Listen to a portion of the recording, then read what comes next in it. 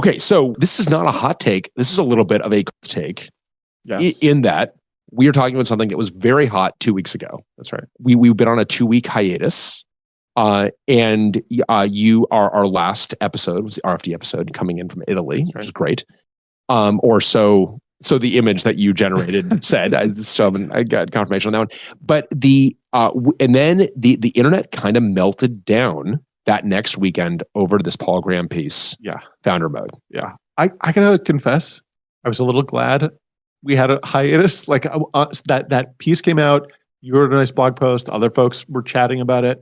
I was glad for a moment that we didn't have to talk about it. Okay, we're obviously in a safe space. I was glad. No way. I was glad. I thought I was glad because I'm just like, I need to get on with my life. This thing has this piece hits a lot of nerves. Totally. And it gets a lot of people talking about it, tons of comments on Hacker News. Normally when you get that much comments, one of the things I like about Hacker News is when you get a lot of comments on things. When the comments exceed the upvotes, a story gets more or less automatically killed. It gets automatically removed from the front page, which I actually think is a great, very simple algorithm. Yeah, indicator of hot takedness or whatever. Hot takedness, an indicator of we got a lot of discussion going, but people aren't actually reading the underlying article. I always thought that was super elegant. But in this case, it was getting a lot of comments, a lot of upvotes. Yeah. And so this thing is just going and going. I mean, I read it. I'm like, don't think about it. Don't think about it. Don't think about it. Still thinking about it. So I have to write a Hacker News comment. Now I'm done. Done thinking about it. Still thinking about it. Still thinking about it. Got to write a blog entry. And I've learned that it's just I can't fight that at that point. I gotta get. It's just gonna be faster for me to write the goddamn thing and be done with it. And I wrote the blog entry. Was kind of debating is this on a personal blog or do I put this in the Oxide blog? But I'm like, it was just be I need to get Steve's fingerprints on this and get it on the Oxide blog. Because obviously I want to, and actually it was helpful getting the Oxide blog. It actually helped me. There's some things I probably dial down a little bit. Dial down a little bit. Yeah, dial down a little bit. Not not hugely, but I think dial down. I mean, all right. So you're abroad when you read the piece. Yes. And what is your take on the piece, other than thank God we're not recording tomorrow? First three reactions were thank God we're not recording tomorrow, and they got to record next week. And you saying you didn't want to talk about it. And I was like, I'm just gonna mute notifications in case Bryan DMs me or something. I'm off the grid. It felt so Paul Graham's piece felt so non-specific that it was going to be inevitably used as a justification for founders that do whatever they wanted. Yeah. And to rationalize whatever sort of terrible decisions were being made or whatever cultural decisions had been made with almost a justification for a lack of introspection. And I mean, that's probably what rankled you so much too. It's just that's what grinds so much. These kind of little aphorisms that let people say, I'm going to do it my way because conventional wisdom is tautologically busted and therefore founder mode. Yeah. I think the one thing I will say in Graham's defense is he anticipates this a little bit. Okay. He indicates that he's in one of the footnotes in particular, I have another less optimistic prediction. As soon as the concept of founder mode becomes established, little did you know that this would happen within literal minutes of this thing getting out there, people will start misusing it. Founders who are unable to delegate even things that they should will use founder mode as an excuse. I thought that was a good moment of reflection for Paul Graham. Yeah. I mean, sort of. I don't know. We're in the mirror neuron empathy preschool over here with Silicon Valley. You got to be good job, Paul Graham. Good job. Can everyone give Paul a round of applause for his act of empathy? Okay, no, Sam, stop it. No. Elon. You get back here. Yeah, I did think it was interesting that Elon, did you see the list of people that reviewed this piece, including Elon Musk? Reviewed the article before he posted it. Yes. No, I did not see that list. Yes, thanks to Brian Chesky, fine. Patrick Collison, fine. Ron Conway, fine. Jessica Livingston, makes sense. Elon Musk. Wait. Yeah. All right, good. And I like, what are Elon Musk's comments? Yeah, I mean, probably just copy editing. Is it just? It's like, God, another typo. Like, is there anything substantive? Do you have any substantive complaints? It's just like, that's a very close read. No, I think we're thinking of our comments for one another on any document. Both guilty of it. That's right. That's fair. So yeah, I was very surprised that Elon Musk, and again, I would love to know, where is Elon Musk? Like, I don't know. Like, don't you feel it needs more Nazi in here? Just feels like just 10%. I'm just like, it's just a joke. I mean, those jokes are funny. I who knows? I don't know. But so I think that was good that he anticipated that. But I guess we should describe like the piece in terms of like what Graham, like what is the dichotomy that Graham sees? Because I mean, ultimately, this is reductive and it generates this galactic dichotomy between founder mode and manager mode. Yeah. And there's nothing in the middle. Yeah. I mean, the term manager mode feels like so easy. It's like easily pejorative. You know what I mean? Oh, it's super easy pejorative. Yes. Like managers are the enemy. So yes. It's like, do you want to be manager? And that, as much as founder mode is such like a great mean nothing aphorism that you could use to like potentially justify behavior, management mode is such like a just such a burn, right? It is such a burn. If you were saying something in a meeting and it's like, nice management mode there. Yeah, be like, never mind, like I'm leaving. I'd say, hey, let's go all go into management mode here. Adam wants us to go into management mode, so right. Everybody give a status update because apparently that's what we need to do. We're in management mode now. I know it feels very dismissive. Yeah, and it feels dismissive of expertise, and which I think. And again, it creates this kind of false dichotomy around expertise. Yeah. That like expertise is tautologically not founder mode. Spot on. And I think that I'm sure you've seen this from VCs. Like, there's so little weight often put on experience and expertise and the past. And like, I've talked to VCs who say, I only want to work with founders who can kind of conjure things from first principles. And I think there is something valuable to that, right? There is something valuable to saying, I'm just going to educate myself on a topic. But it's just so dismissive of everything that came before. Oh, absolutely. And there was a time in my career when I got hit up by recruiters for this one particular role. And the role was usually founder CTO who couldn't manage, 10 people. Now the team was 100 people. And they wanted to bring me in, and the CTO wanted to. To be fair, there's another pejorative that's in the kind of Silicon Valley VC lexicon of the first adult.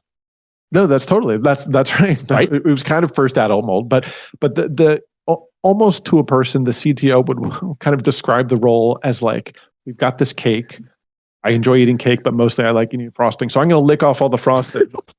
And then I thought, you, as the first adult, would enjoy eating the rest of the cake. Like someone's got to lick the frosting, right? And someone's got to do something with the rest of this thing. I don't really want to. And so, is this like, okay, I think this role is being foisted upon you. I don't think you're totally bought into this role. And in that the buying in process was clearly them saying like, you'll still be able to gorge yourself on frosting. Don't worry. Like, right. Like you only like the frosting. And I remember this one company in particular, Plaid, where the founders talked to me, young guys. Oh God. And no, they were great. They were fantastic. And they were like, we want to hire people who can help us see around corners. Like, we don't want to have to be like encounter every mistake the hard way. That is great. Yeah. Like, we want to learn from the mistakes other folks have made. And I just found it to be so terrific. I would say the Collison brothers are similar in that regard. Yeah. Where they kind of surprisingly like seeking wisdom out of others. Yeah. I think is actually it's unfortunate that it is so unusual a trait, especially in a company that's enjoyed some early success. Yeah, because they are being kind of implicitly, and this is the dichotomy that's created. Like, what we should be encouraging people to do is like seek out that wisdom and then make your own decision. Instead, it's like find an adult. Right. It's like, all right, I guess that makes me the child. And that's another. I mean, it's the same dichotomy, but from the other perspective. Totally. Of like the founder as a child and the professional management is. And so, how did the Plaid thing work out? Did they want to? Well, for me, it turned out very poorly. Did you not? No, actually, the way it turned out for me, Plaid turned out gangbusters. Right, exactly. I mean, put that in. I think I've talked about my poor financial decisions in the past. It turned out, as I thought about it harder, I was just not interested in the problem space. Like every engineer I spoke with there was like meticulous about personal finances, like loved it as a hobby almost. That sounds like a great fit for, no, wait a minute, that's not a great fit for me. Well, I was like, I've never balanced my checkbook. I only sort of know what that means to do as an activity. So I just realized that the problem space was not a good match. So that's a great, that actually is really, because that's actually like an honest story to tell yourself, right? Because it's so tempting to be like, God, I talked to those guys early. Like we really wanted to make a connection. I walked away from it. It's a multi-billion-dollar company. I would be like a billionaire. It's like, well, no, maybe you would be like bored, miserable, and would have left after 6 months. Yeah, or I would have fucked everything up. Or like, actually, Plaid's not a multi-billion-dollar company because it's run by a guy who like the CTO doesn't know how to balance a checkbook. He only knows what that means in the abstract, right? So, but interesting. So they were actually really actively seeking that wisdom. But I think it's very unusual. Yeah, unusual, especially like I think these guys were in their late 20s at the time.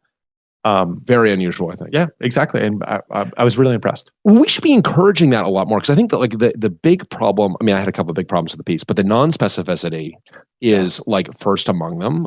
This is too reductive. And it's very important to remember that Paul Graham has started a successful company. It is called Y Combinator. Like Via Web, I'm sorry, we're just not going down to Via Web as a model for what companies should aspire to do. I think that the understand that most of his perspective comes from starting Y Combinator, and so he is getting this kind of hearsay from founders, and then deliberately trying to be reductive about it. And as a result, you're losing a lot of nuance and detail. And I think that for folks that are interested, I think, and one of my first kind of tweet on this, my first attempt to think about this only briefly, was linking to Tim O'Reilly's piece, How I Failed. Yeah. And I think this is a piece that I actually had read and then couldn't find again. Huh. And I actually DM'd Tim about it because I'm like, you wrote a piece years ago and it had a real influence on me and I can't find it. And it turns out it was a LinkedIn post. That's why I couldn't find it. And then he's like, it gave me some terms to search on. And I think then O'Reilly actually kind of finally put it up but I think this piece is terrific. First of all, I think Adam, you and I believe this perhaps to a shared fault where I do worry that I focus too much on how companies fail. Do you know what I mean? Yeah. Yeah. Where it can inhibit your own action. Like there's a degree to which you have to be blind to the odds. Yeah. Certainly in a startup. Totally. And it's like this walking this fine line between I need to know how things fail, but if I learn too much, it might inhibit what I actually need to go do to make this thing successful. But we definitely, you and I both like to understand like how did things come unglued, and I feel like I learn a lot more from failure than from success. Totally, success is just I would say success teaches us all nothing, but success certainly teaches me nothing. That's maybe that's a more concise statement. Well, it's so hard to know that you're drawing the right lessons from success, right? Like that. Oh, for sure. Like that, a couple of companies ago, Delphix, we talked to lots of folks from VMware. Like we were doing something virtualization related. VMware was doing something virtualization related. There are lots of folks who were early, but not super early at VMware who drew all kinds of like weird result, like inferences from their success. Totally. Well, and also like you don't want, and as someone's saying in the chat, a lot of success is luck. And it's hard for people to say like, I was really goddamn lucky. Totally. I was in the right place at the right time with the right idea, the right team, like all that just like happened to come together, and which is almost always the case. Like there's always this kind of element that is out of your control, I feel. Yeah. But I think that part of the reason that the O'Reilly piece is good is it's like not a reflection on unequivocal success. And obviously titled How I Failed, but it's getting into some of the specific things that Tim felt that he did wrong. And I know that I think that this is another thing that's really important, that even I think Tim is remarkably candid here. I think he's a terrific writer. He's also like telling a narrative that is kind of his narrative. And someone else at O'Reilly could very easily be like, that is not like consistent with my understanding. Like it's so easy for different people to have different understandings, and for a founder to even not, they'll see some things and not see other things. Because I think it's always important to kind of to consider that you're getting kind of one narrative and that there are other narratives. Yeah. There's a great line in that piece from Tim where he was talking about a interview with Michael Lewis, where Michael Lewis said, you don't know the book you've written until people tell you what they've read, or something along those lines. And does this have a Sam Bankman-Fried kind of moral to it? I'd like, how is Michael Lewis? Let's reflect back. So what book was that? What was the well, let's go tell him. The hagiography you wrote, hagiography or hagiography? I still don't know on that one. I think it's hagiography. I think that's right. All right. The hagiography that you accidentally wrote on Sam Bankman-Fried, which I guess readers are telling you that's the book the book you wrote in that case. Yeah.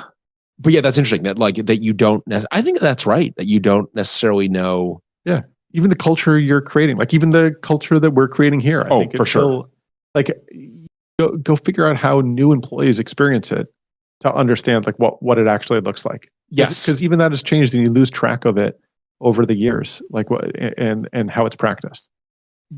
Absolutely. Absolutely. And I think it's very easy. So I think you got to kind of keep that in mind when you're looking at Tim's piece. But all of that said, I really like this. I thought there was a lot of specificity in here that was really important. Yeah. And some of that is just like, we do like failure number one of people only hear half the story, which I think it was kind of interesting, right? Where he's trying to give tough messages with empathy, and people like, well, I'm going to I'll take the empathy and I'll kind of like discard the tough message. But that's like his perspective. Like maybe someone else, like I thought the specifics on that one also tickled me, where I think it was that he was, you got to fill the car with gas, but a road trip is not a tour of gas stations. Which I really like, by the way. It's delightful. And he was like, but people only heard a road trip is not a tour of gas stations. That's right. This is great. So we don't need to stop. We're not stopping for gas at all. Like, No, that's not what I said. Listen to the whole thing. Listen to the whole thing. You're doing that thing you do again. You're only listening to half the story. Yeah. So I thought that was really interesting. But I got to say, and this is where the thing that was very influential for me, and this is like, I do think the positive of the founder mode piece is the second failure of that's how it's done, where he brings in a bunch of HR professionals. Yeah. And the thing that was interesting, and you might find this actually really hard to believe, given the kind of the way the piece is written. When I read that, I didn't think that was the failure.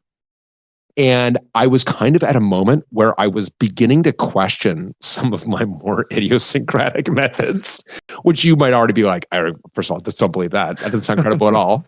But I really was. I was just like, God, maybe because I'm doing things that are really differently than other people. Like maybe we should be bringing in HR professionals, like Tim says.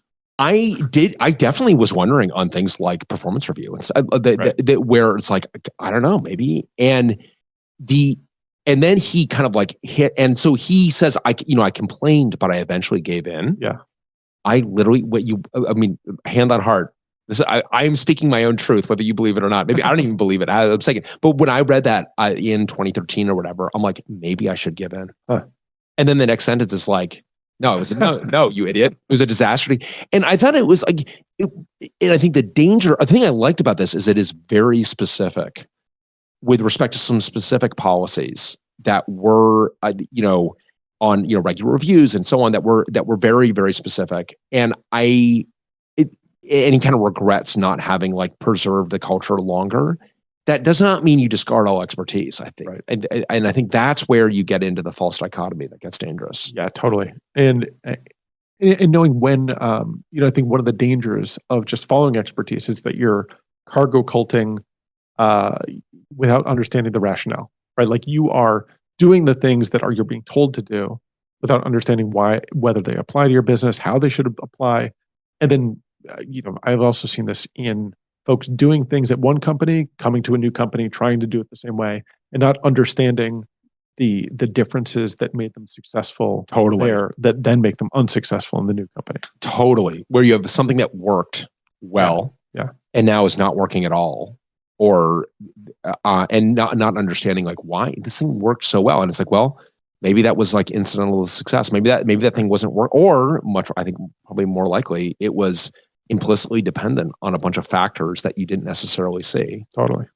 That you didn't. Yeah. I think it's tough and it's complicated, but so that was the bit in that piece that was very influential for me and gave me some of the guts actually to be like, okay, it's okay to actually go my own way on this stuff. Yeah. But I think you need to be I do think you need to be deliberate, because I think that the danger of Graham's piece is that like, oh no, you just go founder mode, which to me, what do you think of when you hear founder mode? I mean, I think like something out of Silicon Valley, like it does sound like an episode of Silicon Valley of HBO Silicon Valley is founder mode. I don't think of like beast mode and Marshawn Lynch. I mean, is that like, am I the only one that like has like a strong beast mode? Yeah.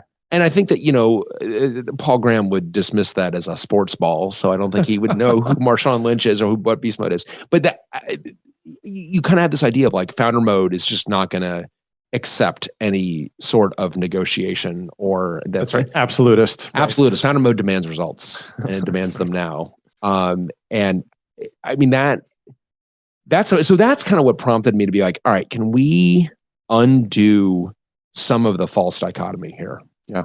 And which I feel Tim's piece does, but I wanted to, part of what motivated me to write the Oxide piece is I wanted, did you click on my link for Dramaturgical Dyad? Of course. Thank you. I wanted to see which specific Simpsons reference, like what frame of what frame? Thank you. You were referencing. I felt underappreciated on Dramaturgical Dyad. Where did you expect to get that appreciation? I think right here, right now. So I think I got it. Actually, yeah, because you were traveling, you were out. So I was like, why? Right. Yeah, no, I just got it actually. I don't think anyone. I mean, it is a narrow joke. I mean, I didn't know.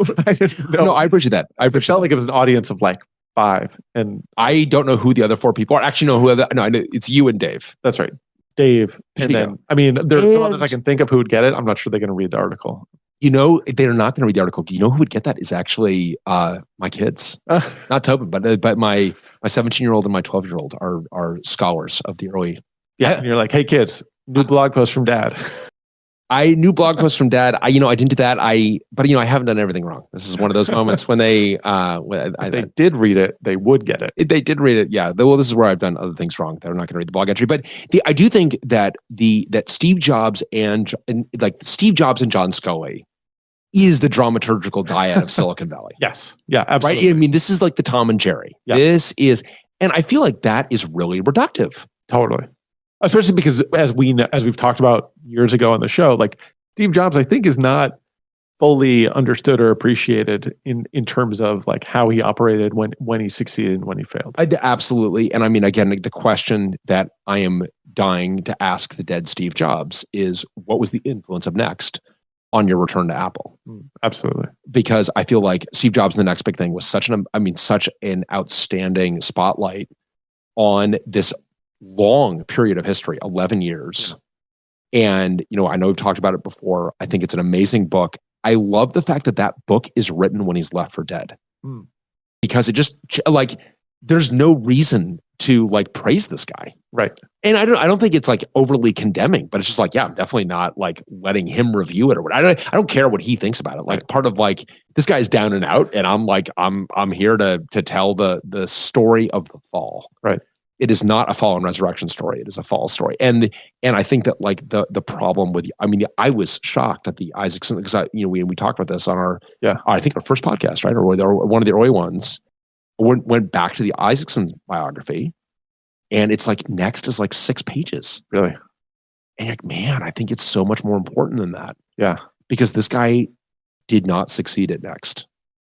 And how much did that, and like Scully wasn't totally wrong on a lot of things. Yeah. And Jobs definitely wasn't right in that kind of that 1985 dramaturgical dyad. Just wedging it in there one more time. Good. Get it for all it's worth. But I felt that like we kind of need to break that one apart. And I do feel that, again, I've said it before, but boy, mandatory reading on Jobs. You just can't stop with the Isaacson bio. You really have to dig deeper on that guy. Yeah.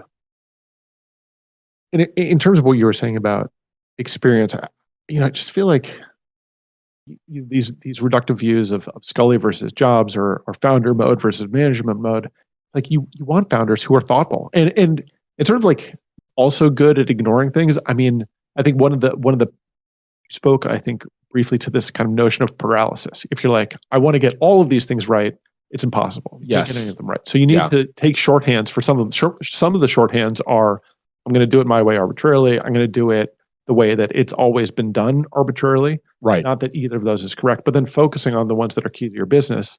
And they're taking a blend of like what you think is right for your business, but then learning from experience. Totally. And actually, this is where I got to say, Paul Graham and Steve Jobs, I mean, I'm glad we're talking about them in kind of a single episode because they are, to me, they're complicated for me.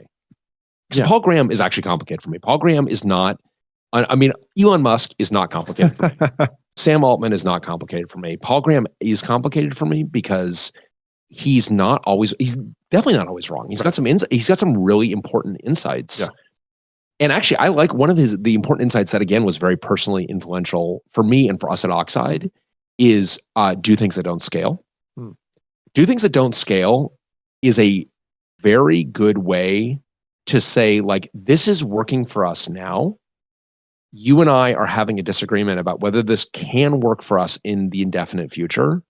We don't actually have to have that argument right now. Absolutely. And I think, the other side of it of like, this won't scale when we're 10 people, 100 people, 1,000 people. So I've been in those arguments. I remember one in particular where, there was a cranky customer. They weren't getting the performance they wanted out of a thing we had sold them. Like, well, what if we just give them enough of the thing that we sold them to meet their performance needs? Not at Oxide, by the way. Cherished customers of Oxide. To be clear. And also, like, it was a software product, so like giving them twice as much was like sort of like fine or whatever. Right. And someone started freaking out about revenue recognition when we're a public company. This is a company, by the way, that never went public. Right. This is a company that got acquired like 10 years after this conversation by private equity. Private equity, right. But being able to say like, yes, this doesn't scale. Yes, when we are being held to certain standards, by our public investors, we can't do this. Also, it's today, and like, let's just get through the day. Right. Well, I think, and this is where it is really important to figure out like what are the kind of the hard rules of the road. Yeah. And I feel like we have spelled that out very explicitly at Oxide, in part because of our experience having where that's not clearly spelled out, and where founder mode moves into things that are like pretty shady. Because you can things like, look, I understand what you're saying about complying with the law, but we'll do that. Like it's like, I don't think Paul Graham said do things that are sometimes illegal. I think that are sometimes illegal. But I have seen that, you get some really kind of gross stuff. So like, where is that line too, right? You want to have like clear lines there, but still allow for a company that is young to do something that it wouldn't do in the indefinite future. Yeah, absolutely. And to be clear, like when I was talking about recognizing revenue, I'm not talking about like cooking the books. But there's a difference between like cooking the books and like how you're backdating revenue in a public fashion. And like, this was like all totally above board. Right. And people were just concerned about what the future would look like. What the future would look like, right? And also like what kind of precedent are we setting and so on. It's like, it doesn't actually matter. We've got like, we need to totally like, let's live another day here. Let's make them happy. And like, right. And how can we make these customers happy? So another thing you had mentioned is like that it is kind of this funky dichotomy is that you as a startup, you're being encouraged to do things that are iconoclastic. Yeah. And then immediately defer to like LinkedIn wisdom like from the resume. Totally. Yeah. I remember at Delphix, I joined this company. It was like 20 people at the time. At first, it was the first startup I'd been at. And what I found really startling was the degree to which when we were hiring people, we wanted to see people who had done that exact thing like 2 or 3 times. Right. And I sort of thought, oh, we're going to be this like scrappy startup. We're going to take chances on people. We're going to like, but it was clearly not part of the risk budget to find people who were just like hungry and we thought could do the thing. And I think there was some Maybe it was just like where the risk budget was, but there was some strength to that thought. There are also like a bunch of downsides to it. Like we found people who had done it before and maybe like weren't hungry to do it again, or had like forgotten the drive that it took to do that again. Right. Forgotten the drive that did. I don't want to do it again. Yeah. Kind of bored by it. Also, like I didn't do that. I was at that company when it was done, and yes, I was the EVP of sales but like actually, I didn't actually grow revenue myself. I was merely like in the building when that happened. Yeah. And by the way, like, we've talked about this in the past, but definitely one of the things that we lived, and I think a lot of startups live, is where you take on this expertise from your go-to-market function in particular, and you take on an EVP of sales coming from an established company, and then they need their whole organization to come with them in order to be successful. And all of that just like adds to the burn. And then you as a founder realize too late, like, wait a minute, I made a huge mistake here. Yeah. I mean, it's a very expensive mistake, and it's like, it's a big bet. Maybe it's the right bet, but if that person and that team and that other company match things up really well, but if it doesn't match up, if it's sort of surface level similarities, then you've just onboarded a big team, and it's going to take a lot of money to then undo that. Yeah, and I got to say, when people talk about, in particular, the things that they've done, so they, it's on my resume. I was at this company for those years, and I can kind of make arbitrary claims that aren't really fact checked. Yeah, and there is I think, a gross inclination, and I think this is where the reason this is a problem is because this leads to the mistakes that Graham is identifying as people that are what is not flim flam, man. What does he call them? What is those that are misleading liars? Effectively, he has a name for it somewhere. They're founders being gaslit, but there's a specific turn of phrase he has about people that are misleading. And the problem is that people exaggerate what they've done. In fact, we had someone, recently who is like, let me advise you, because I built this company. I built this company from $100 million in revenue to $1 billion in revenue, making up numbers. And it's like, wow, that's wild. Right. And then you look at like when they were there, and it's like, and actually notice they had claimed that they had built it from earlier than that. So kind of its first kind of $250 million revenue. It's like by the time you joined the company, it was a public company. And the revenues were much higher than, it's like, are you lying to yourself right now?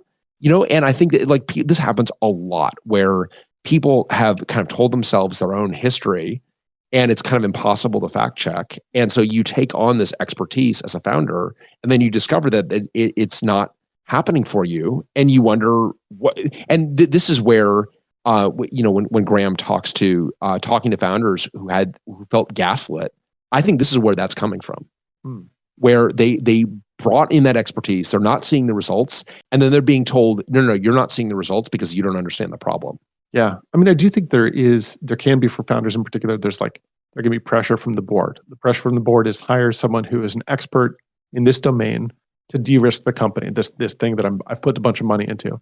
Part of that is like, the whole, you hire a retained search firm, they go and find the people and plugging someone in. So then after you as a company have spent money on the search and money on an expensive person, then you feel really misled. Yes. You told me to just like hold my nose and hire this person and with faith in their expertise.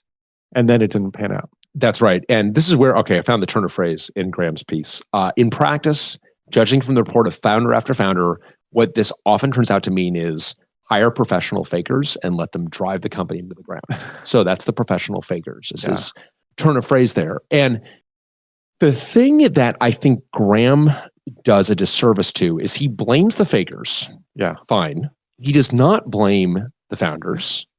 He does not blame the investors that force that upon their founders. Totally. And to some degree, I feel like the fakers may be the least culpable. Absolutely. Because I don't think I mean, maybe this is naive, but I think most people are like basically honest or try to be, and like good people. I think there are very few people who try to represent themselves as one thing to get into a startup, get like underpaid and get some stock compensation, and then try to tank the company. Like none of that makes sense. Like I think by and large, I can think of some examples. Right now, I know I'm trying to get all of the many examples. I'm thinking of that. I'm like, yeah, fine. Let's go with what you're saying. Absolutely. Yeah, I remember in particular, there's one example who was telling me they could sell all this stuff at a previous company and they were going to be amazing. And I saw that they had worked with you, and I asked, I was like, clearly this person doesn't tell 100% truth, but I'm not sure it's 100% false either. Oh, yes. And I think you told me it was like closer to 99.8% false, but you're right. There was like 0.2% true. 0.2% true. Like, but this is like a relatively rare example of someone who's actually like a flim-flam man. I think mostly people show up thinking that they did the thing, that they can do it again, that it's a good fit. And because the success taught them nothing. Yeah, I think that's right. Because they were there. They were there when the success happened. Like, why would it not be due to their hard work? It's like, well, it's more complicated than that. Yeah. And then you end up with, I mean, as what Graham calls the most skillful liars in the world. I think that I think you're right. That is like a little bit on the one hand, that is too condemning of them because it's not necessarily dishonesty. On the other hand, it's maybe a little bit too generous because a lot of these people are lying to themselves. They just don't realize it. Yeah, absolutely. Right. I mean, it is falsehoods that they are promoting. So like maybe liars is fine. Right. But like they don't, I mean, to some degree, like everyone believes their own story. And it's up to you, the founders, the board, the folks interviewing these folks to figure out like what's true and what's not. That's right. That's right. Especially like that's true of every hire to some degree. Like everyone comes in, sort of like with some degree of divergence from reality. Like for a lot of people, it's small. For some people, it's bigger, whatever. But like, especially for a high leverage, for like a key role in the company, when you're hiring like VP of whatever, you gotta be careful. Like you gotta be just faith and experience is not enough. Faith and experience is not enough. And I do think, I mean, I've said this many times before. I'll say it many times again. Team formation is the most important thing one does at a company. Yeah. And you need to spend a lot of time on it. I think too many people are like, well, the recruiter handed me these 4 names. So those are the names. Yeah. It's like, what's your rubric for, you are hiring someone in a domain in which you currently have no one. What's your rubric?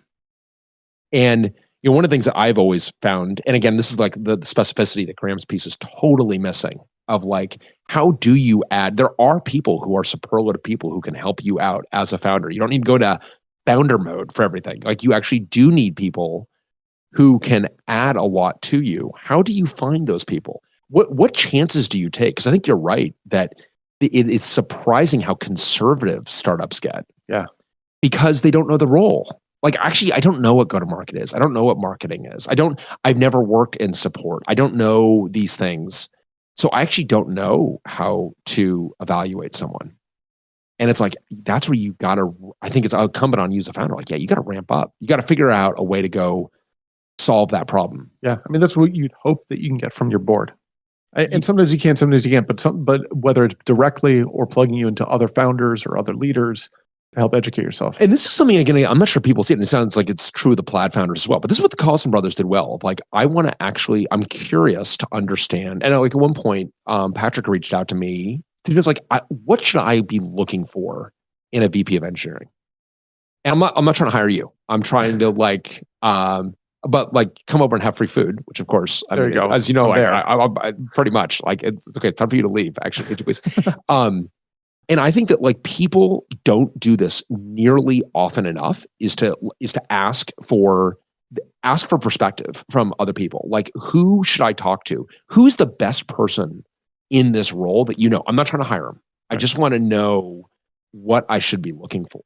Yeah. And I think, and we still do that. I mean, I think it is, we've always done that and still do as we extend into kind of new roles. And it is really, really, really important. But I'm not sure I don't think we've talked about it. I don't think we talk about it broadly as an industry, and we should look to other people, senior people, to get their perspective. This, again, the bit that Graham is just like totally missing is like actually how do you get that wisdom as opposed to just discarding That's right. Like, and not get it as the answer, right? Like what they say is not the answer, but it's Yes. part of what goes into the calculation.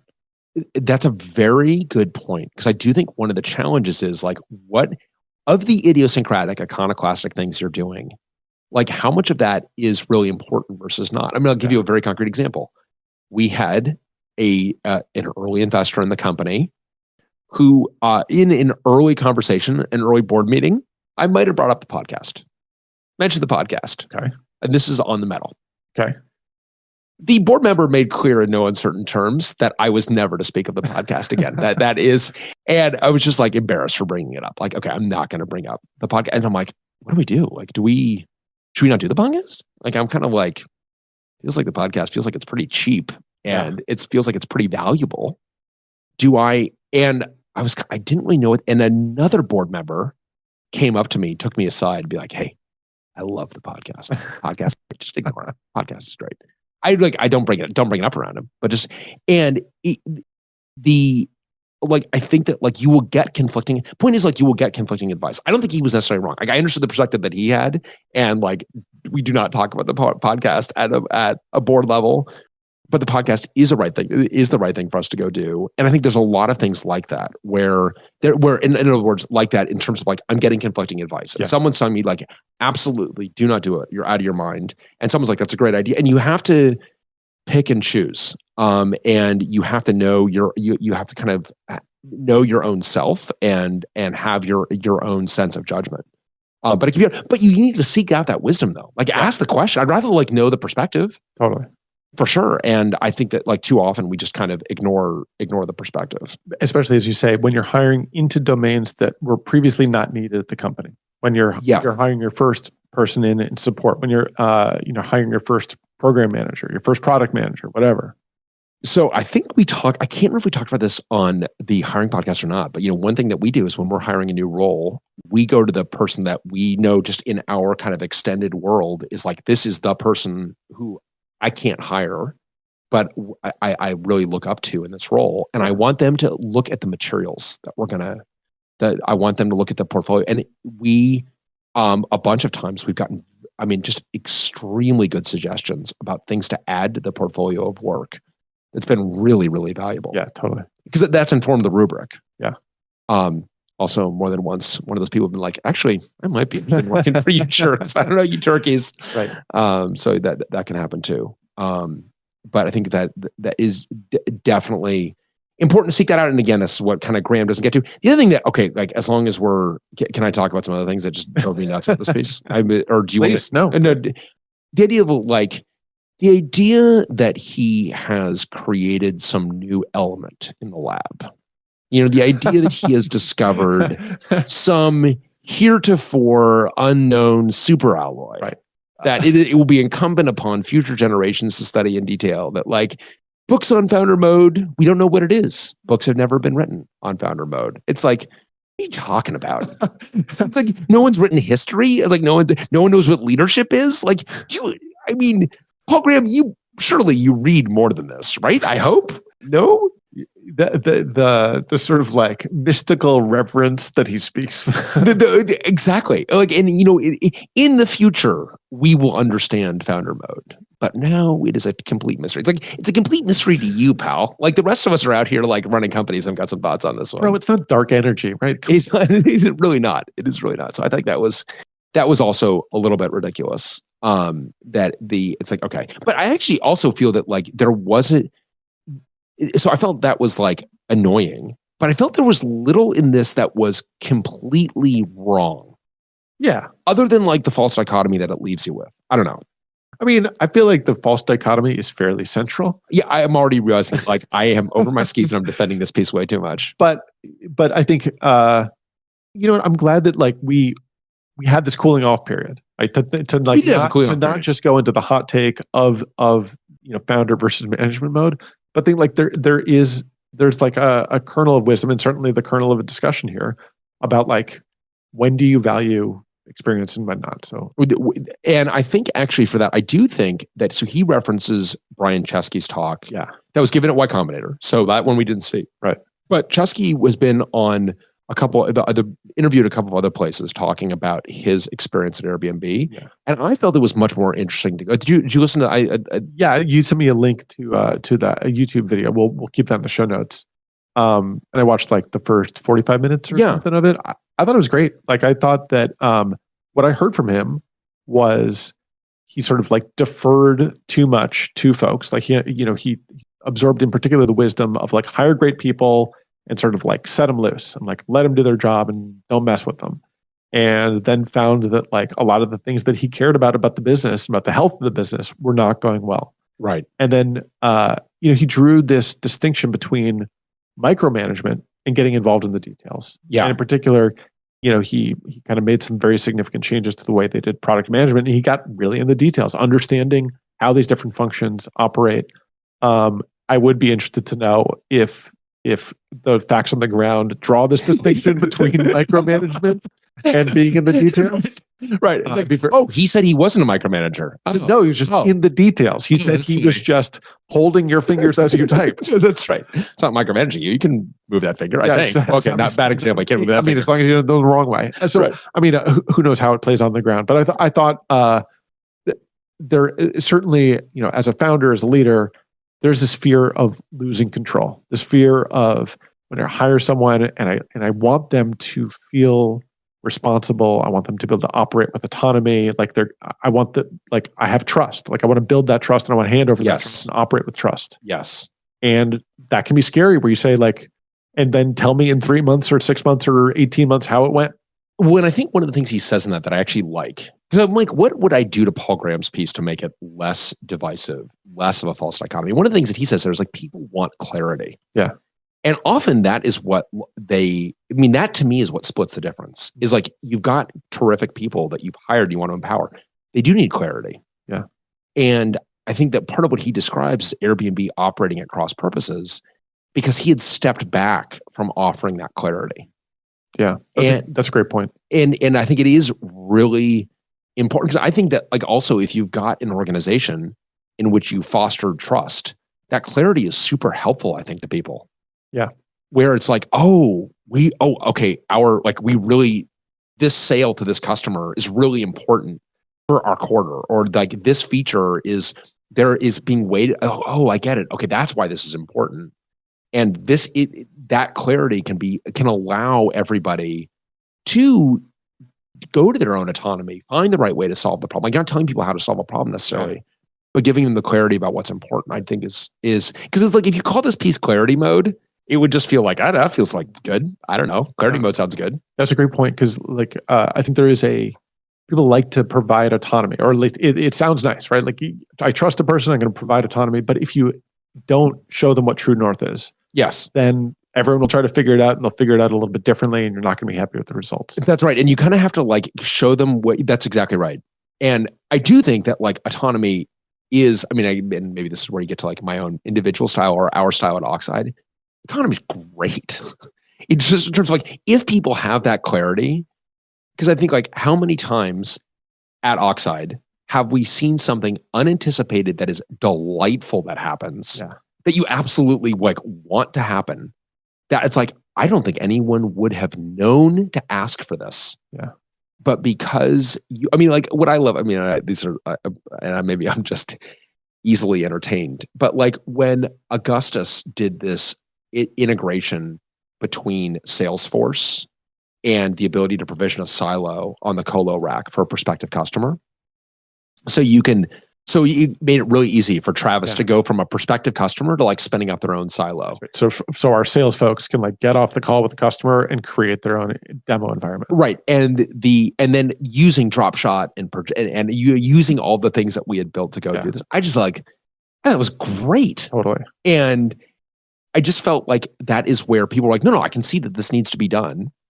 And I'm just like, I'm empowered to go do it. So I'm just going to go do it. Yeah. No, it was great. I think that's great. I think when there's like autonomy without as strong a sense of like true north, you can get people unclear about prioritization, right? Like with so many things, especially at a startup. Yes. When it's like, actually for any given task, there's no owner, right? Like there's lots. It's not that everyone's standing shoulder to shoulder and like everyone has their lane.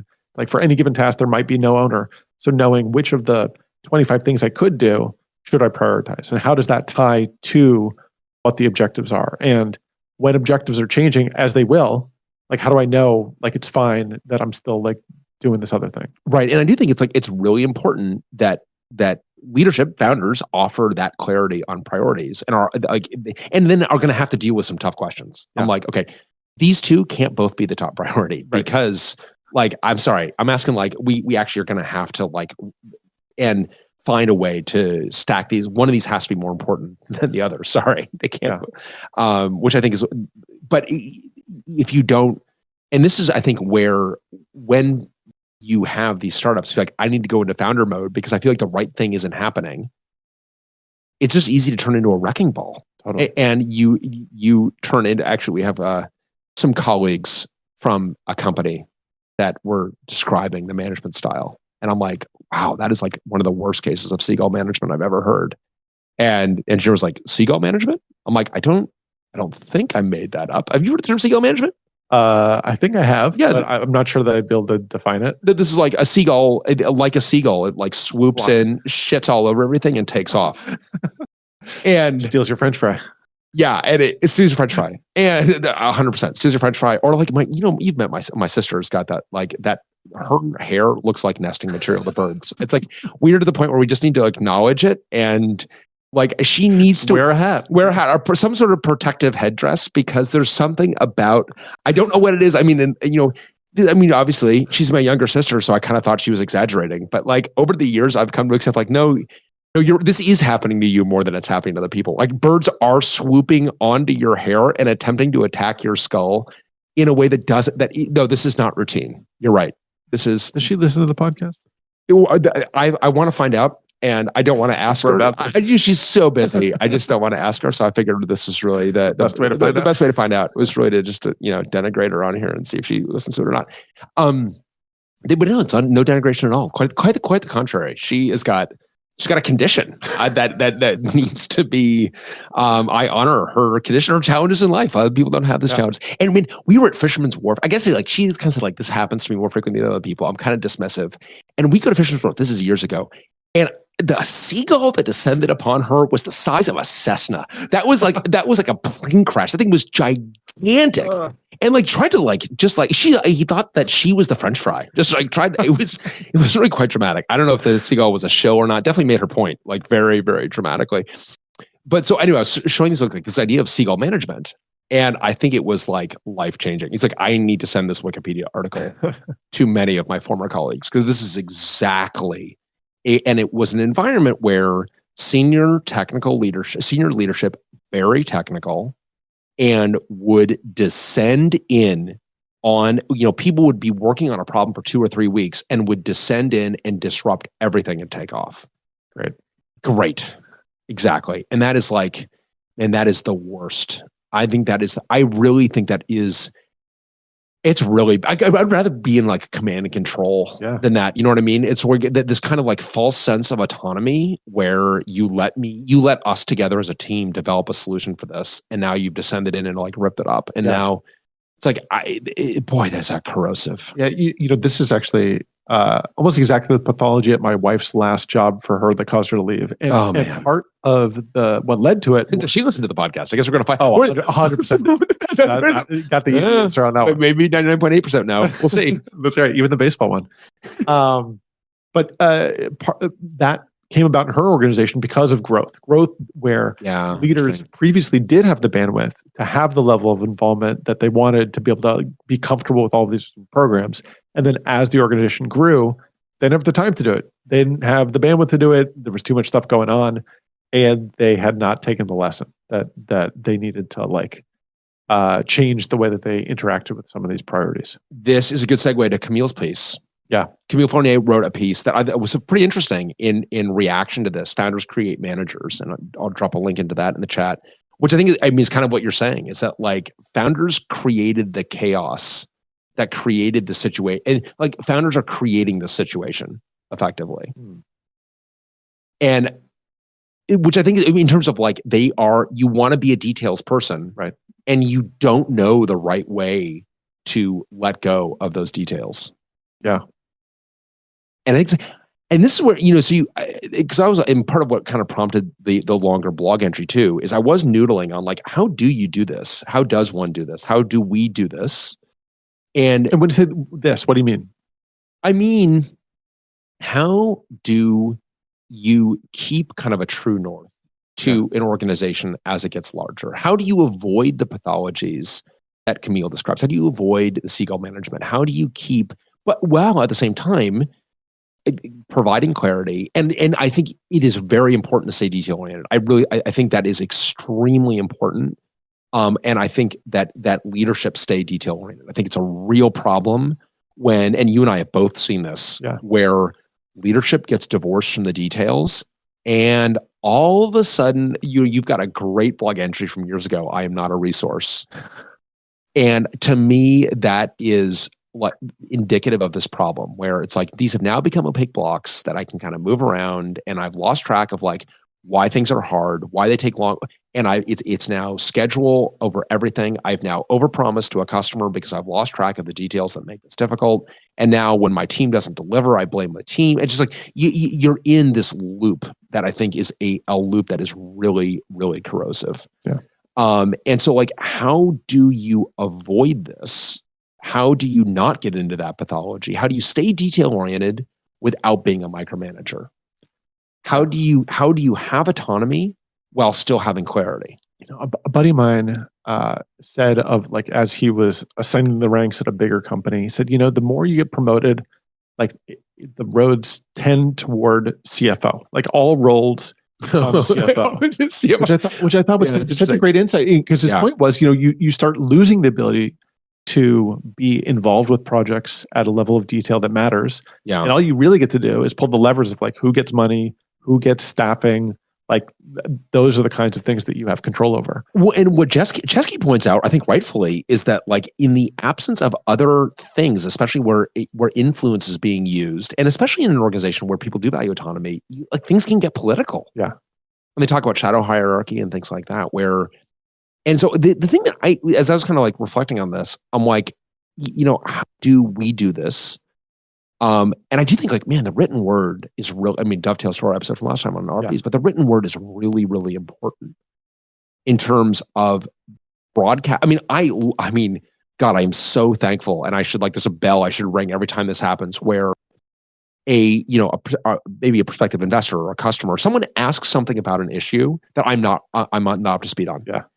And thank God there's an RFD on it. Yeah. And I spend 20 minutes reading the RFD. It's like, damn. Okay, this is great. Like I didn't have to waste anyone's time. Right. To create a fire drill where you say, hey, don't have to create a fire drill. Right. Hey, everybody, I know exactly what our thinking is on this. I know exactly what we've thought about it's like, boy, am I really, really, really grateful for it. And I think that like Amazon famously does this too. I've never worked at AWS or Amazon, but famously has a writing intensive culture where you're kind of sitting down and reading for the first half of the meeting. Yeah. I kind of love that. Like I love that too. First, my understanding is that like people write a memo of like 5 pages or something. I think that's like of a fairly prescribed length. And then people sit down in the meeting, they read it. I guess they like raise their pencils when they're done or whatever and discuss it. Slowly, like the hands go up. God, my hand. God, I'm the slowest reader in here. It's like, oh boy. Adam, you come 15 minutes early. That's right. But I think it's great. I mean, I think it also, they famously like write the press release too. Oh yeah. This is back when they were being innovative, by the way. I don't want to, as one of our colleagues who was formerly of AWS said, I'm like pretty sure the last innovative thing they did was Lambda. And that was in like 2015.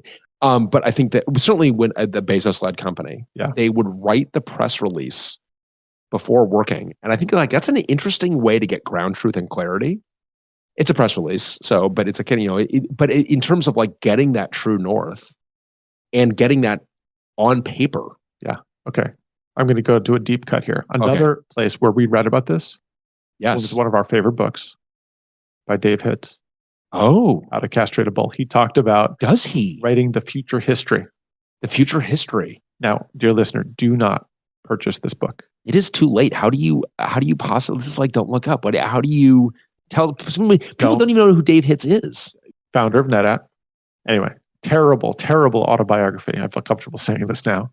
But do we feel totally comfortable? Not fully comfortable. I think we should feel fully comfortable. All right. I think we should feel fully comfortable. All right. I think we should feel fully comfortable. I think this is a great story. You know who, like, my sister does not listen to the podcast. I don't think she might. Your wife, you say 100%. I think it's unlikely she listens to the podcast. Dave Hitz 0% does not listen to the podcast. Okay. Says I. Let's go. Okay. So Dave Hitz writes this book, How to Castrate a Bull. That's right. We were at Fishworks at the time. We were at Fishworks. We were at a NetApp competitor. That's right. We were trying to build a product to compete directly with NetApp. So yes. And what we had heard from customers is like, I love the product. I hate the price. Yeah. And I'm kind of not in love with the company. Like, the company is very self-important. Yeah. But I do love the product. And someone in the chat says, I have a signed copy of Dave Hitz's book. And you are not the only one with a signed copy. Not alone. You are not alone. I also have a signed copy. So what is the genesis of this? So first of all, we wanted this book. We the team at Fishworks. Now, Oxide is thrifty. Fishworks was cheap.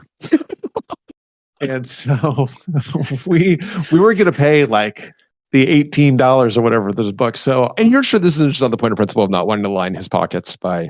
I mean, it's like, we have said that an undercurrent of this episode is success teaches you nothing. The subtitle of this book is How Success Taught Me Nothing by Dave Hitz. That's pretty much right.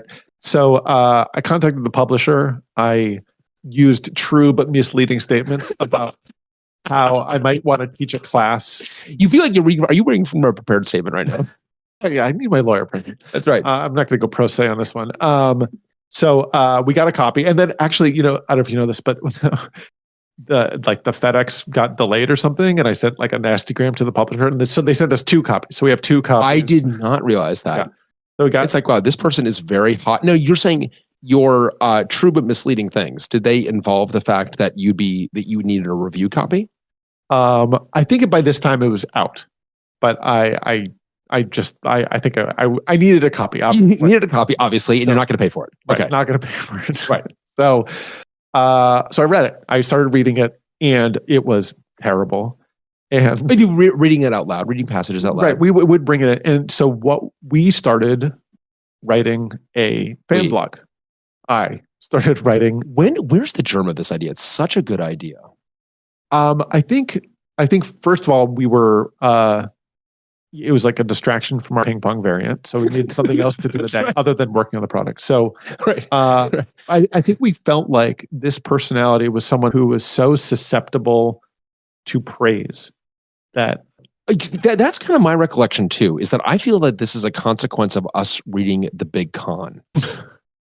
Sure, I read it. The Big Con, terrific book. The Sting is based on The Big Con. Oh, really? Book written in the 30s about the argot of the grift. All right. Oh, such a good book. And The Big Con, one of the things it repeats over again is you can only con a greedy man. And I think I do recall us thinking like there is a kind of an ego con here, that if you praise someone who is already praising themselves, you're not going to get fact checked. You can only ego con a vain person. You can only ego con a vain person. Yes. So I, as my persona, Dave Lightman. We will leave it to others to figure out the Dave Lightman genesis. The genesis of Dave Lightman. I feel like that's a good homework assignment. If you don't recognize the name Dave Lightman, I feel you should. Not in the notes. Not in the notes. That's right. Not in the notes. That's a homework assignment. Exactly. That's a good one. So Dave Lightman wrote a chapter by chapter review, like overly praising, sort of embodying like much too much of. Do you have the link? I will find the link. Can you find the link now? I can talk about something else while you find the link. Because I just feel that we need to. First of all, it should be said that you wrote the fan blog, but so one of the things we figured out, I don't know if we knew he was going to pay attention to it or not. It became clear that he was hanging on every word. Every word. Like he was commenting on the fan blog. So at that point, it's like, oh my God, we got him. Oh, God bless you. God bless you, Blogspot. Yeah. Blogspot. Sign of the times that it's on Blogspot. Okay.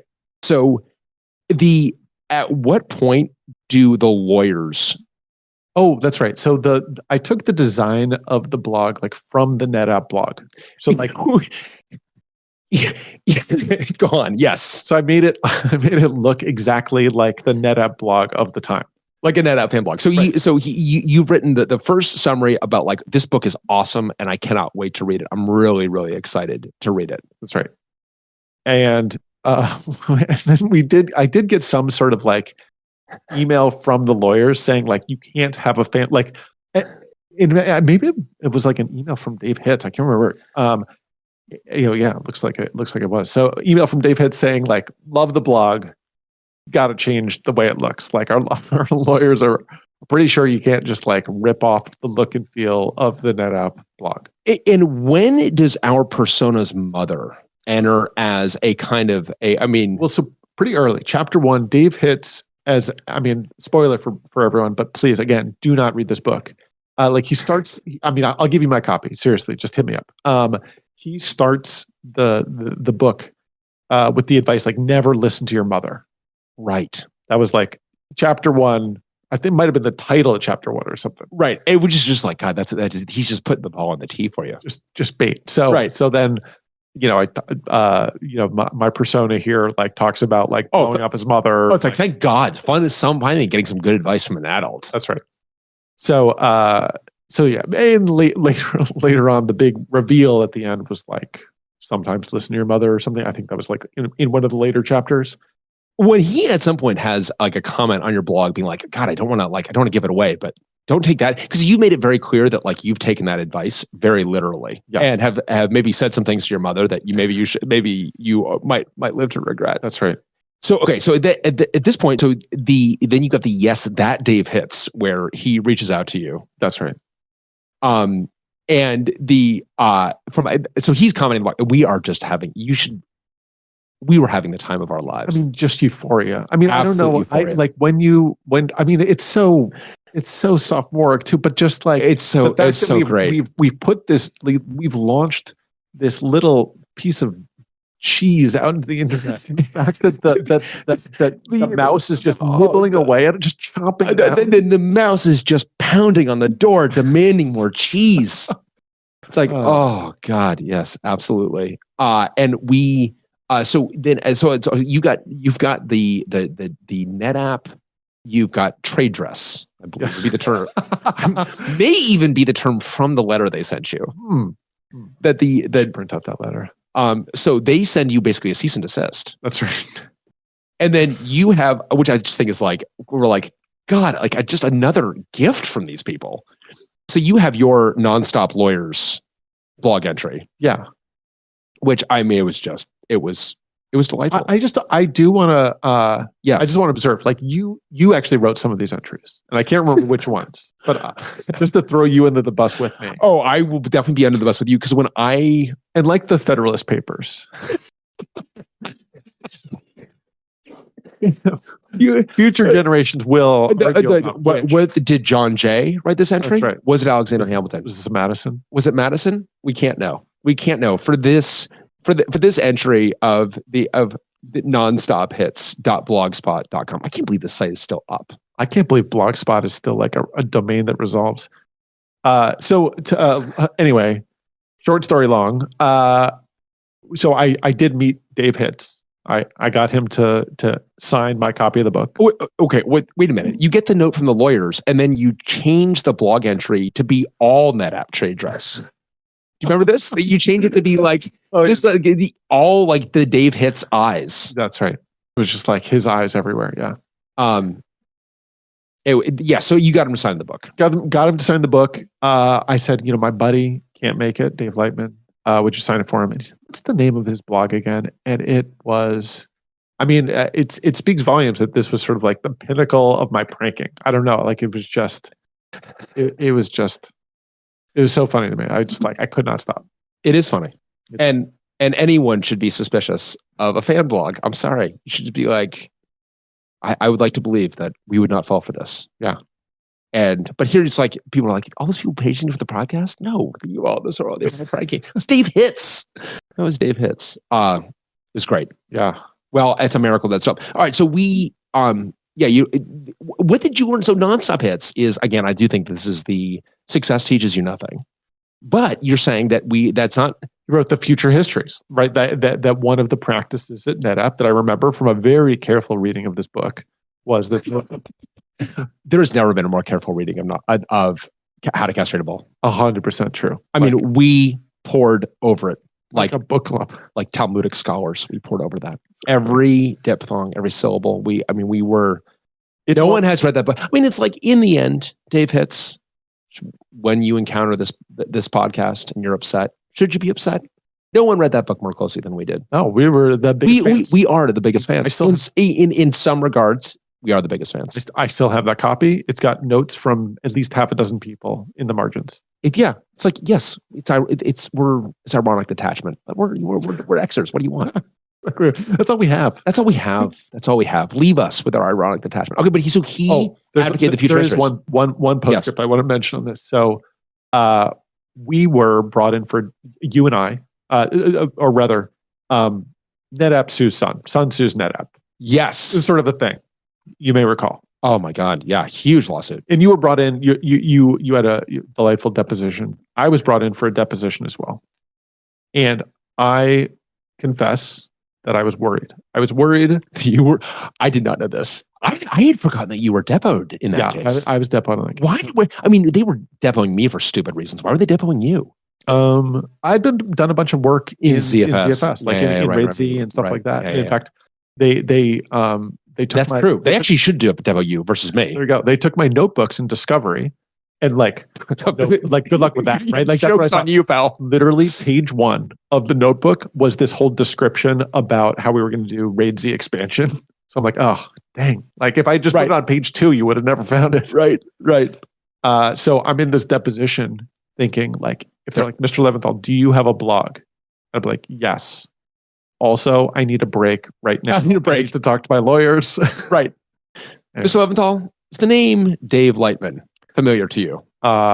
It is familiar to me. It is familiar. It is a pop culture reference, as I understand it. That is great. So you were a little bit worried. Well, did you have a game plan? What were we going to do if like this goes to nonstop.blogspot.com? Like fake a heart attack. Like just do anything. Like, because, when you go into a deposition. You're talking to a lawyer, I'd like to declare the fifth. He's like, that's not, you can't do that. This is not a criminal proceedings. You can't declare the fifth. When you go into a deposition, you're supposed to basically tell your lawyer everything, right? You should. Because they're tell Sun's lawyers? No. Oh my God, you should have. No. Oh, you should have. They would have died laughing. Of course. Oh my God, they would have died laughing. They would have. I loved working with the lawyers in that case. They would have loved it. Oh, they would have eaten it up. Anyway, I was. It's unclear if we had committed any. Like, I don't even know what we did wrong. Actually, let's not go there. There we go. Anyway, didn't tell the lawyers. I was waiting until the lawyers needed to know, and then I was going to tell them in a faked heart attack. A faked heart attack. You're just like, hey, the ambulance is on the way. It's like, I'm fine. I'm closer. I have a lot to tell you. I have a lot to tell you. Right. I have a fake blog. You're like, what is going on? These guys, maybe he's suffering shears. Okay, but so he talks about future histories. There you go. Bringing it all back. And is this like this idea of like writing down what we're going to do? Yeah, it's like, what do you want the press release? What do you want the success to look like? Right. Like sitting here from the beginning, sitting here from the inception of the idea. What do you want it to look like at the end? What's the story you want to be able to tell? And writing all that down. Exactly. That is extremely valuable, I think. Yeah, totally. Who knows if they did it, but it's a neat idea. It's a neat idea. And I do think, I think the written word is really, really, really important. Yeah. And I think that because when you write, you have to get to a ground truth. Yeah. It does scale. Yeah. And like people who've come to Oxide, like, oh, this is great because I can understand like why they made a past decision or they, it's been, so I think that one is a very kind of concrete thing that people could do. Here's what I'm going to say. A little Oxide critique. If you'll forgive me. Like, I think there are some things that we don't write down that have written down that maybe that like not only should be written down, but to be open for revision. I don't want to do like performance reviews of folks. Like, I don't think that's something I've had to do in my career and don't want to do in my career. There are people at Oxide right now who think that we should do that. And I'll tell you that because I've spoken with them. Right. Yeah. And yeah. I think even having the discussion, even having the rationale for why we do or don't do things, I Yes. think is important. And Yeah. Interesting. the other thing I'd say is that, like, I mean, God, are you just trying to, like, do you have a bet with some other Oxide planes? Like, I bet I can get him to write an RFD on performance review. oh, no. It's not like that at all. Oh, no. Who told you that? No. Mayday. That's right. Wait a minute. Are you having chest pains right now? What's wrong? My lawyer. That's right. Come closer. No, that's interesting. When I think that yes, in terms of like the offering that clarity. Yeah. Well, I think, because I think I love it when people are like, God, I love this company because you've written everything down. And we're like, no, there's a lot that's not written down. yeah. And I think sometimes it's like, maybe sometimes shouldn't be written down because, like, we talked about our discussion of which chat program to use. Like, obviously that's way too volatile to write down. You can't write that. You can't, some things you need to leave unsaid. Exactly. It's just too much of a lightning rod. But no, I think you're right in terms of, like, there are things like that. And actually, I think that there are some things, and this is where I've really benefited. I mean, this is where you kind of benefit from just the sense of collaboration anyway. Because, I mean, how many RFDs have you written because someone has said you should write an RFD on that?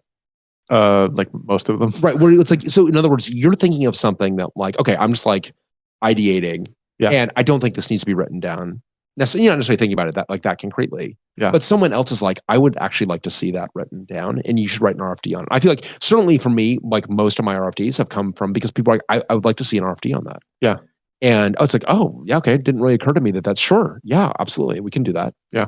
That's a great idea. But it doesn't necessarily occur to you to write down something that you are already kind of feeling very strongly. That's right. But those are the things you should be writing down. Yeah. And it's a good point that you make, that's the way we like communicate those kinds of things. Like that is how our culture gets codified. And that's not true for everyone, right? Like that's like other folks are going to have their culture kind of work its way through the system in different ways. But I do think that if you don't, I mean, the less you write down, you're kind of immunocompromised as an organization. Interesting. Just because, like, you're too susceptible to things changing unseen, or people not knowing what true north is. That's right. Or whatever. Or people coming in being like misleading about, or certainly, you've seen this in past lives where people are, God forbid, you have someone who's telling different people different things. Yeah, right. Where if you've got it written down, like, you can only tell one story, right? You can only tell one story. And it's really, really important. And I think that, like, and sometimes they're not even telling different people different things deliberately. They are, and or people are hearing different things, and they don't realize that people are hearing different things. Yeah. So I think that the question that founders, I don't think anyone should put in front of themselves is like, how do we offer better clarity? Yeah. And then how do we promote trust? I mean, you mentioned it earlier. Yeah. I do think it's like, man, trust is everything. Trust is everything, for sure. And you've got to figure out, like, how do I promote it? How do I build it? How do I, when it's fractured, how do I repair it? And I think that, like, part of the problem with founder mode at its worst is you have the opportunity to, like, do real damage to trust. Yeah. Yeah. Maybe amended trust and clarity are everything. Because I think absent trust and absent clarity, you can spend a lot of cycles inefficiently. Yes. Worrying about whether you're doing the right things, worrying how you're being judged by your peers, like working inefficiently. I think it consumes a lot of caloric budget, as you might say, when you're unclear. That's not a me thing. People say caloric budget. Do they not? No. This is like bullet over the ear. I assume everyone said bullet over the ear, and then I Googled it, and I'm like, no one's using bullet over the ear. They are now. They are. That's just me. How many things are like that? A caloric budget is like that. I think so. People can correct it from that one, I guess. But deafening silence. But there's no real corrections forthcoming from the chat over here. Yeah, you're right. Damn it! Another intervention. Oh. Another podcast. Another intervention. There you go. So yeah, sorry, caloric budget, as I might say. As you might say. No, I just mean people spend a lot, like, lack of certainty. I mean, I think it's one thing to say, hey, don't worry about all this other stuff. Just focus on this thing. Yeah. It's like, people worry about that other stuff. For sure. Even if you've told them not to worry about that other stuff. Like, I think, I mentioned the RFD episode. One of the things I saw at Delphix was, like, everyone had really clear ideas about what we should go do. They were all different. Most of them were terrible. Yeah. But even just being able to get those out of their system, let them ignore them, like let them move on past them and just kind of wash their hands of those ideas and move on to the things that did matter. Yeah. Interesting. Yeah. And I think if you called it clarity plus trust mode, it's like, I don't know, that feels like work. Yeah. Totally. I think I'd rather go into founder mode. Founder mode sounds a lot more fun. It sounds a little more like Prince Adam becoming He-Man. No, that's right. You're right. Like founder mode is definitely more like, waving your scepter and zapping folks as opposed to like listening to them and wondering what they're about. It also, I gotta tell you, I hear clarity mode and trust mode. It just feels slow, and I want to move fast, and I want to move fast, and I want to break things. Makes sense. Like, and trust and clarity mode. Take my money. Exactly. But I think it is worth listening to the Brian Chesky. Yeah, because I think that it was helpful to get that kind of from the source. Yeah, and then like get as much as possible from the source. I would say is part of like, even if it's Dave Hitz, as it turns out, like Dave Hitz, nugget of wisdom right there, right? As Dennis Ritchie said in his anti-foreword to the Unix Haters Handbook. It is an undigested nugget of nutrition in what is otherwise a fecal pie. Just felt that was like one of the greatest. Keeper. Oh, it's absolutely a keeper. Dennis Ritchie, rest in peace. But this ended up being a good discussion, I feel. Yeah, it turns out. Who knew? Thank you, Paul Graham. Thank you, Paul Graham. We got to not the pod, probably. The pod, and along with that, yeah, exactly. Paul Graham and Dave Hitz listen to this together. It's like one of their like weekly things that they like to do. Their little guilty little pleasures. One of their guilty little pleasures. Exactly. Well, I think this is it. I know this was a cold take, but I think this was fun. Yeah, I'm glad we took a little more of a lukewarm take on this one, because I think like there's something there, something worth discussing, and like. My knee jerk on this was like not as helpful. Well, and I think it's like and there is something there because I think that the problem is real, and the question is like, how do you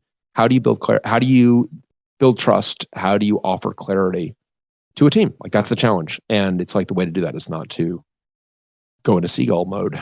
Yeah, cave founder mode. All right. Well, this has been great. It's great to be offered a little hiatus. Although maybe this is a good little cooling off period we have. Maybe we should do this more often and come back. We'll come back to tweets that are 2 weeks old. Good. I'll do more international travel. Sounds good to me. Exactly. It feels like we're more likely to read the tweet in this case too. All right. It was fun, and we will we'll see everyone next time. Thanks, everybody. Thanks.